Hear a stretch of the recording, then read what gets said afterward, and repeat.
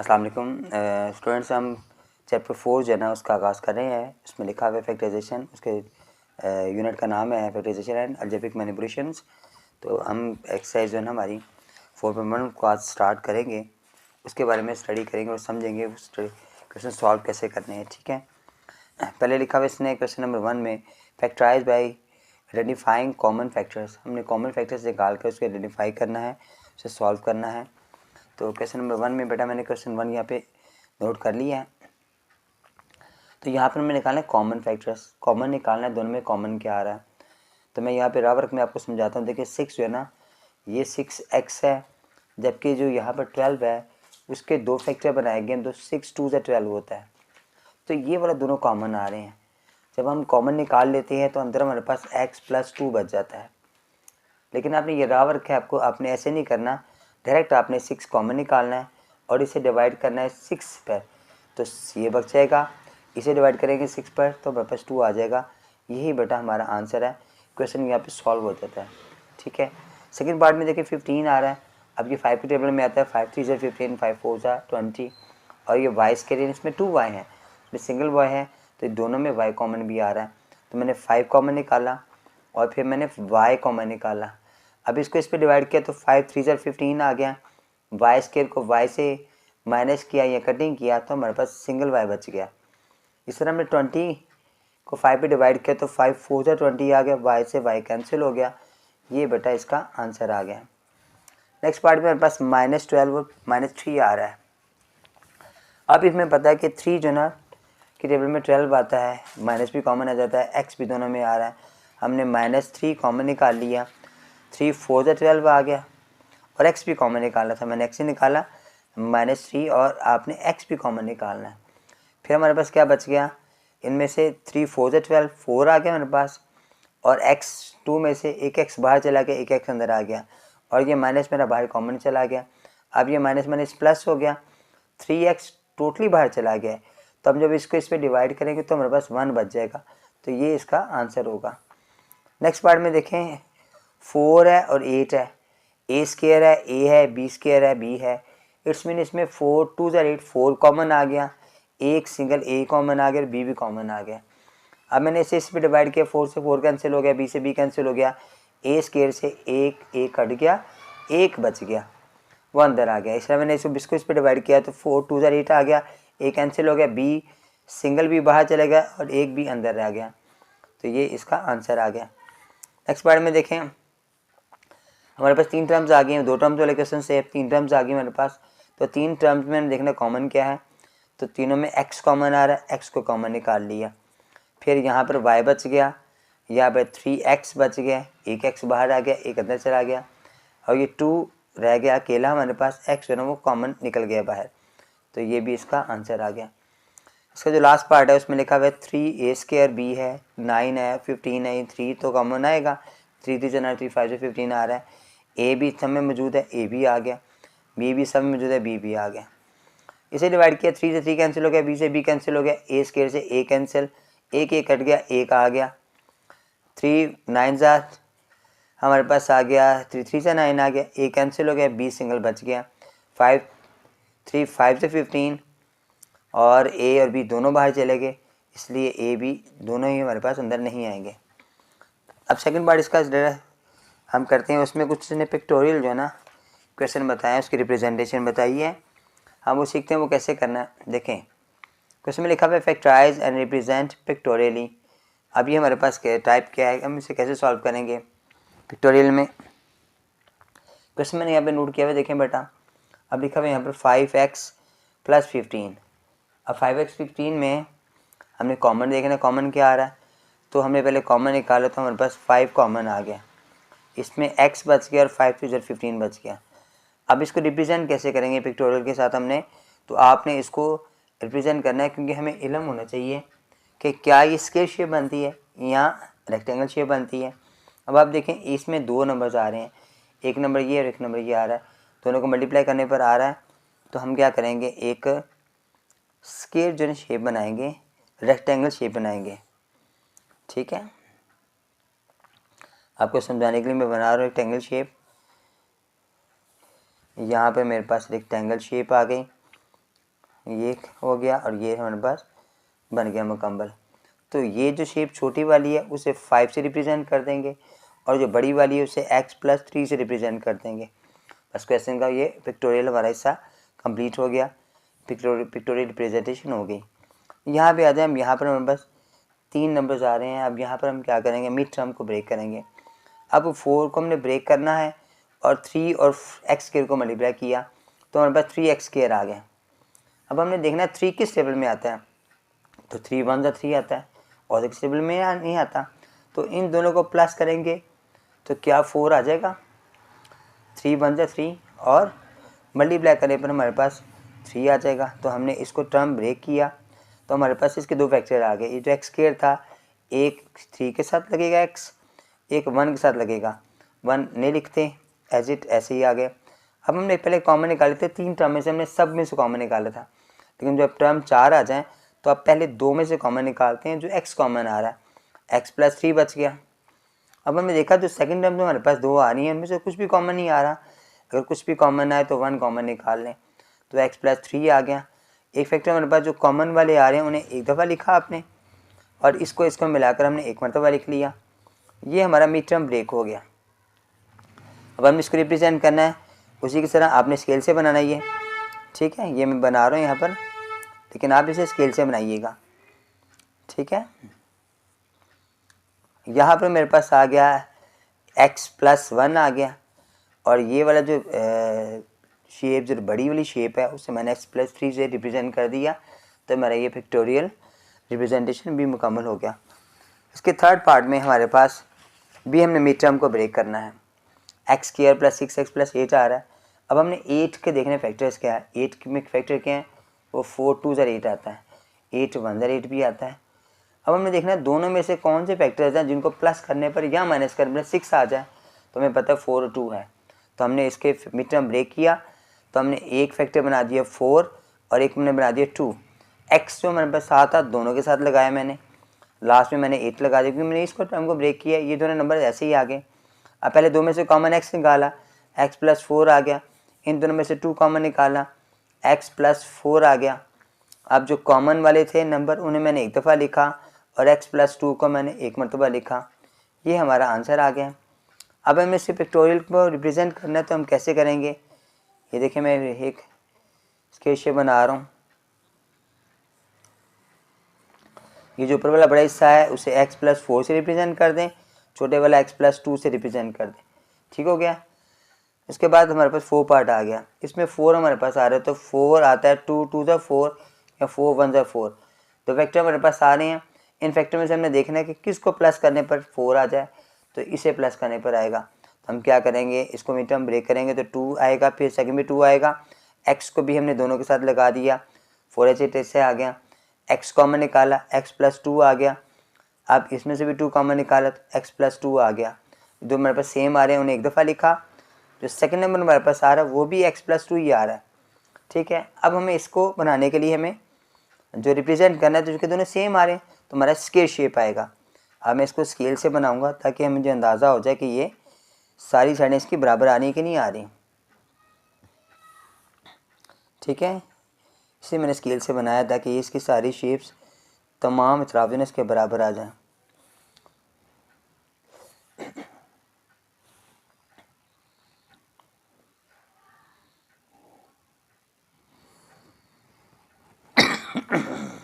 Sorry.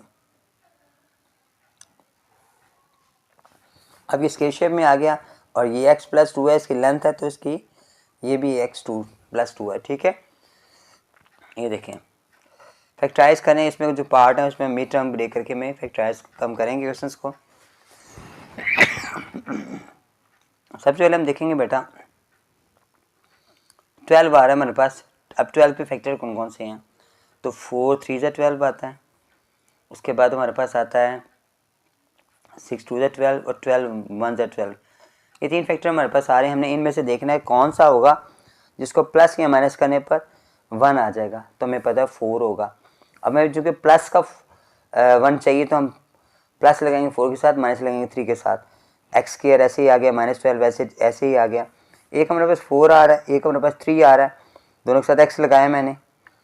इसके साथ मैंने प्लस लगाया, इसके माइनस लगा दिया, दोनों में से x कॉमन निकाला, x प्लस 4, फिर -3 कॉमन निकाला मैंने, इस माइनस ने अंदर वाले का साइन चेंज कर दिया और जो कॉमन वाले आए थे उन्हें मैंने एक मरतबा नोट किया है और x - 3 एक मरतबा आ गया। तो ये इसका आंसर आ गया। शुरू में अपने इक्वल के साइन लगा लेने हैं। इसमें 10 आ रहा है तो 10 किस में आता है, 5 2 10, ठीक है, और 10 1 10 आ रहा है। तो हमें पता है कि ये वाला जो है ना फैक्टर जो है हमारे चलेंगे तो उसमें 7 हमारे पास आ जाएगा। तो x square plus 5x plus 2x और प्लस 10 आ गया। पहले में से मैंने x कॉमन निकाला, x प्लस 5 आ गया, फिर प्लस 2 कॉमन निकाला, x प्लस 5 आ गया। अब x प्लस 5 एक मरतबा आएगा, x प्लस 2 सेकेंड मरतबा आएगा। तो यही हमारा आंसर होगा। थर्ड पार्ट में हमारे पास 8 आ रहा है, 8 किस पे जाता है, 4 2 8 और 6 हमारे पास आ रहा है। चूँकि माइनस का आ रहा है तो हमने दोनों ही माइनस के लगाने हैं, 2 भी माइनस का होगा और वो भी माइनस का होगा, ये बैक नहीं लगानी। x कॉमन निकाला, x - 4 आ गया, -2 कॉमन निकाला, x इस माइनस ने इसका साइन चेंज कर दिया। अब मेरे पास जो कॉमन आ रहे हैं, x - 4 मैंने एक दफ़ा लिखा, x - 2 एक मरतबा लिखा, आंसर आ गया बेटा। इसमें इक्वल के साइन लगा दी शुरू में। नेक्स्ट पार्ट में देखिए 56 आ रहा है। तो सिंपल सी बात है कि 8 7 से 56 आता है। तो हमने 8 का साइन जो ना वो माइनस का रखना है कि यहाँ माइनस आ रहा है, बड़ी वैल्यू के साथ माइनस आएगा और छोटी वैल्यू के साथ प्लस का साइन आएगा। जो साइन यहाँ पे वो बड़ी वैल्यू के साथ लगाते हैं। x कॉमन निकाला, x - 8 आ गया, प्लस 7 कॉमन निकाला, x - 8 आ गया। अब जो सेम है x - 8 इसे एक दफ़ा लिखा और x प्लस 7 को एक मरतबा लिखा, ये हमारा आंसर आ गया। नेक्स्ट पार्ट में बस 24 आ रहा है। हमें पता है 6 4 24 होता है, तो 6 4 के साथ फैक्टर बनाएंगे और फिर ये बनेगा 12 2 भी होता है, 12 को 2 से माइनस करने पर भी आ जाता है। अच्छा, अगर हम यहाँ पर दोनों माइनस के लगाएं तो माइनस से ये वाला प्लस हो जाएगा, इसलिए हमने 12 वाला लगाएंगे, ठीक है, -12x और प्लस 2x फिर -24। ये वाला नहीं लगाएंगे क्योंकि माइनस से कॉमन निकालूंगा तो ये वाला साइन बदल जाएगा, यहाँ माइनस आ जाएगा, यहाँ प्लस आ जाएगा, तो ठीक नहीं आएगा। अब x कॉमन निकाला, x - 12 आ गया, प्लस 2 कॉमन निकाला, x - 12 आ गया। लेकिन मैं ये 4 लगाता तो ये वाला यहाँ पे -1 में प्लस आ जाता, दोनों सेम नहीं आते। सेम लेने के लिए मैंने ये दूसरे फैक्टर्स लिए हैं, ठीक है। ये आंसर हमारे पास आ गया। इसका जो 6 पार्ट है उसमें हमारे पास 12 आ रहा है। अब यहाँ पर हमारे पास 12 में हम फैक्टर क्या बनाएंगे, तो हमें पता है कि 12 जाते हैं 6 2 12, 6 2 12 आता है, 12 1 12 नहीं होगा, लेकिन मैं चूँकि 4 चाहिए तो यही वाले लेंगे फैक्टर्स। प्लस का 6x आएगा, माइनस का 2x आएगा, -12 आ गया। y कॉमन निकाला तो y प्लस सॉरी यहाँ पर y आना था, नेक्स्ट लगा दिया, y प्लस 6 आ गया, -2 कॉमन निकाला मैंने, फिर y प्लस इसने माइनस ने इसको प्लस कर दिया, 6 आ गया। अब जो सेम है उन्हें एक मरतबा लिखा और जो दूसरी वैल्यू थी उन्हें सेकंड मरतबा लिखा, आंसर आ गया हमारे पास। इक्वल के साइन लगा दिए मैंने शुरू में। 36 मेरे पास आ रहा है, तो एक तो 12 आता है, 12 3 आ रहा है और एक 9 4 आ रहा है, 9 और 4 हमें चाहिए। Y square plus 9y plus 4y plus 36, y common निकाला, y प्लस 9 आ गया, प्लस 4 कॉमन निकाला, y प्लस 9 आ गया। अब जो सेम नंबर हैं वो मैंने टर्म एक दफ़ा लिखी और जो दूसरी हमारे पास हैं वो मैंने सेकंड टाइम लिखी, आंसर आ गया हमारा। इक्वल के साइन शुरू में लगा दिए मैंने। 2 हमारे पास लास्ट में आ रहा है। 2 किस टेबल में आता है, 2 1 से 2 आता है, तो हम क्या करेंगे, इसको -2 और +1 लगाएंगे, -2x और प्लस x और -2, इनमें से x कॉमन निकाला, x -2 आ गया, +1 कॉमन निकाला, x -2, x -2 जो कि सेम आ रहे एक मरतबा लिखेंगे, x + 1 एक मरतबा लिखेंगे, इसका भी ये आंसर हमारे पास आ गया। क्वेश्चन नंबर 4 में बटा देखें, उसने लिखा हुआ है वही भी फैक्टराइज ही लिखा हुआ है। इसमें मैं मिड टर्म ब्रेक करनी है, क्वेश्चन करने सॉल्व। लेकिन यहाँ पर ना मेरे पास पहले में मेरे पास x अकेला आ रहा था, लेकिन यहाँ पर देखें x के साथ बेस पर मेरे पास आ रहा है, ये x मेरे पास वेरिएबल है, उसके साथ मेरे पास कोफिशिएंट दिया हुआ है, तो कोफिशिएंट के साथ हमारे पास पहले जो नंबर जितने भी वेरिएबल्स आ रहे हैं कोफिशिएंट के साथ आ रहे हैं। अब इसको सॉल्व करेंगे, बेहतर थोड़ा सा डिफरेंट है वही है। हम यहाँ क्या करेंगे, हम 3 को और 2 को आपस में मल्टीप्लाई करेंगे तो 6 आज हमारे पास आ जाएगा। अब 6 के फैक्टर आते हैं 3 2 6, उसके बाद 6 1 6। अब हमें 7 चाहिए तो हमें 6 1 6 चाहिए। अब हम जब मिड टर्म ब्रेक करेंगे वैसे ही करेंगे जैसे पहले करते थे, लेकिन यहाँ पर हम इसी के नंबर्स के दो जो टर्म्स बनाएंगे वो वैसे ही हमने किए जैसे पहले हम कर रहे थे। 1x आ गया। अब यहाँ पे मैंने 2x कॉमन निकाला, अंदर बच गया x प्लस 3। नेक्स्ट में कॉमन कुछ नहीं आ रहा है, 1 कॉमन निकाला, x प्लस 3 आ गया। और जो सेम नंबर आ रहे हैं उन्हें मैंने एक दफ़ा लिखा, और 2x प्लस 1 मैंने एक मरतबा लिखा, और शुरू में मैंने इक्वल के साइन लगा दिए। नेक्स्ट पार्ट में हमारे पास B2 ही आ रहा है, 15 2 ज़ा 30 आ गया। मेंबर बस 11 आ रहा है। अब 15 2 ज़ा 30, 30 किस टेबल में आता है? 30 आता है 6 5 ज़ा 30, 15 2 ज़ा 30 भी आता है, लेकिन में 6 और 5 11 आते हैं, 31 ज़ा 30 भी आता है, तो इसलिए हम 6 और 5 लेंगे। 2 एग्जिट ऐसे ही आ गया। अगर आप पहले 6 लगा लें या पहले 5 लगा लें, क्वेश्चन हमारा गलत नहीं होगा। इससे जो सा मर्जी फैक्टर है पहले लिख लें, उससे क्वेश्चन गलत नहीं होगा, ठीक है। इनमें से मैंने 2x कॉमन निकाला, अंदर बच गया x प्लस 3, फिर प्लस 5 कॉमन निकाला, x प्लस 3। अब 2x प्लस 5 एक मरतबा आ गया, और जो कॉमन नंबर थे वो मैंने एक मरतबा नोट कर लिए, तो ये हमारा आंसर आ गया। नेक्स्ट पॉइंट में लिखा हुआ है 4x स्क्वायर, और यहाँ पर 3 आ रहा है, 4 3 से मल्टीप्लाई किया तो 12 आ गया। अब 12 होता है 4 3 से 12, यहाँ 12 1 से 12 आता है। इसके तो फैक्टराइज करने से प्लस करने से ये नहीं आएगा, 12 1 से आएगा। तो हमें जब मिड टर्म ब्रेक करेंगे तो एक 12 लगाएंगे और एक सिंगल लगाएंगे। 3 एज इट ऐसे आ गया। 4x कॉमन निकाला, x प्लस 3 आ गया, प्लस 1 कॉमन निकाला, x प्लस 3 आ गया। अब जो सेम है उन्हें एक मरतबा लिखूँगा, और जो दूसरा नंबर है उन्हें एक मरतबा लिखेंगे। दो हमारे पास फैक्टर्स आ गए इसके, ये इसका आंसर आ गया। उसका जो 4 पार्ट है उसमें 3x स्क्वायर और माइनस प्लस 2 लिखा हुआ है, माइनस प्लस, तो दोनों को मल्टीप्लाई किए तो 6 आ गया मेरे पास। अब 6 1 से 6 आ जाएगा, या 3 2 से 6 लगा लें। 3x square plus 3x plus 2x plus 2, 3x common निकाला, अंदर बच गया x प्लस 1, प्लस 2 कॉमन निकाला, x प्लस 1, 3x प्लस 1 एक मरतबा आ गया, और x प्लस 1 जो ना एक मरतबा आ गया, और हमारा ये आंसर आ गया। यहाँ पर 6 3 ज़ार 12 आ रहा है, 6 3 ज़ार 18 आ रहा है। तो 18 किस टेबल में आता है? तो 9 2 ज़ार 18, तो 9 2 11 होता है, तो ये 11 हमारे पास आ गया। 3y minus 9y minus 2y और प्लस 6, 3y कॉमन निकाला मैंने, तो y माइनस 3 आ गया, माइनस 2 कॉमन निकाला, y माइनस 3। इस माइनस ने साइन को चेंज कर दिया। जो सेम नंबर आ रहे हैं उन्हें एक दफ़ा लिखा, और जो दूसरा नंबर है मैंने एक दो मरतबा लिखा, आंसर आ गया। नेक्स्ट पार्ट में हमारे पास 2 और 4 को मल्टीप्लाई किया, 2 को मल्टीप्लाई किया तो 4 आ गया, तो 4 ही इसका फैक्टर आ रहे हैं। 2y square minus 4y minus y plus 2। अब 2y कॉमन निकाला मैंने, तो y माइनस 2, माइनस 1 कॉमन निकाला, y माइनस 2, y माइनस 2 एक मरतबा आ गया, और 2y माइनस 1 दूसरी मरतबा आ गया। यही इसका आंसर हो गया बेटा। नेक्स्ट पार्ट में बेटा जी आ रहा है हमारे पास। अब जी में हमारे पास आ रहा है 4g, 4 6 ज़ाट 24 आ गया। 24 किस में जाएगा? 24 11 चाहिए हमें, तो 8 3 ज़ाट 24 होगा। 4g स्क्वायर ऐसे आ गया, माइनस 8g, उसके बाद माइनस 3g प्लस 6। अब इसमें से 4g कॉमन निकाला मैंने, और यहाँ पे g माइनस 2 आ गया।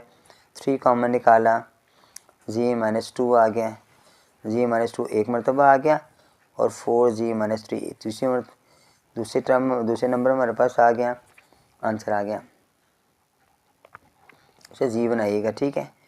अब यहाँ पर हमारे पास है ना क्वेश्चन थोड़ा चेंज हो गया है, एक्स स्क्वायर यहाँ पे आ रहा है, लेकिन मेथड हमारा वही है। 3 2 ज़ा 6, 6 3 18 हो रहा है। अब 18 है हमारे पास 6, तो 18 के फैक्टर में क्या आता है? 9 2 ज़ा 18, इनको इनमें से माइनस करेंगे तो 7 आ जाएगा। 6 plus 9x minus 2x minus 3x square, इनमें से कॉमन क्या आ रहा है?